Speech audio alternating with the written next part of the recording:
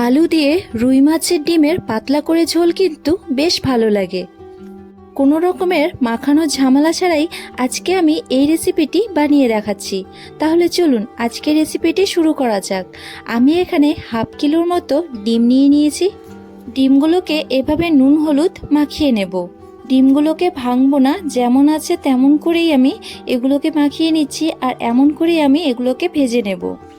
ডিমগুলো আমার মাখানো হয়ে গেছে, এবার এগুলোকে আমি ভেজে নেব। কড়াইয়ের মধ্যে তেল দিয়ে দিয়েছি আর তেলটাও বেশ গরম হয়ে এসছে। এবার এর মধ্যে আমি ডিমগুলোকে দিয়ে দিচ্ছি। মাছের ডিমগুলো কিন্তু একটুখানি সাবধানে ভাজতে হবে, কারণ এগুলো কিন্তু ফুটতে থাকে। ডিমটা এক পিঠ খুব ভালো করে ভাজা হয়ে গেছে। এবার এগুলোকে আমি উল্টে দিচ্ছি। সব দিক থেকে ডিমগুলোকে ভালো করে ভেজে এবার এগুলোকে আমি তুলে নেব। মাছের ডিমগুলোকে আমি তুলে নিয়েছি। এবার বাকি মাছের ডিমগুলো একই রকমভাবেই আমি ভেজে নেব। সবগুলো মাছের ডিমে আমার ভাজা হয়ে গেছে। এবার এগুলোকে আমি সাইজ করে কেটে নেব। আপনাদের যেমনটা ইচ্ছে সেরকম করেই কেটে নেবেন। আমি এখানে একটুখানি ছোট ছোট করেই এগুলোকে কেটে নিচ্ছি। সবগুলো মাছের ডিমে আমার কাটা হয়ে গেছে। এবার এটার জন্য আমি ঝোলটাকে বানিয়ে নেব। তার জন্য আমার যা যা লাগবে আমি সবগুলোই রেডি করে নিয়েছি।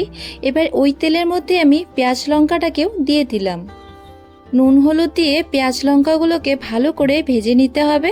আর পেঁয়াজ লঙ্কাগুলো ভাজা ভাজা হয়ে আসলে এর মধ্যে আমি কেটে রাখা আলুটাকেও দিয়ে দেব। পেঁয়াজ লঙ্কাগুলো আমার খুব ভালো করে ভাজা ভাজা হয়ে গেছে। এবার এর মধ্যে আমি কেটে রাখা আলুটাকে দিয়ে দিচ্ছি। এবার পেঁয়াজ লঙ্কাগুলোর সাথে আলুটাকে খুব ভালো করে কষিয়ে নিতে হবে।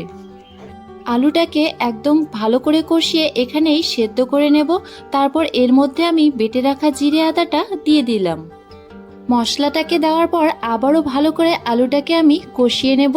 যতক্ষণ না পর্যন্ত এই আলুটা থেকে তেলটা ছেড়ে দিচ্ছে ততক্ষণ কিন্তু এভাবেই ভালো করে কষাতে থাকবো। আলুটা আমার খুব ভালো করে কষানো হয়ে গেছে। এবার এর মধ্যে আমি জল দিয়ে দিচ্ছি। ঝোলের পরিমাণ মতো আমি এখানে জলটাকে দিয়ে দিলাম। এবার এর মধ্যে আমি ভেজে রাখা ডিমগুলোকে দিয়ে দেব।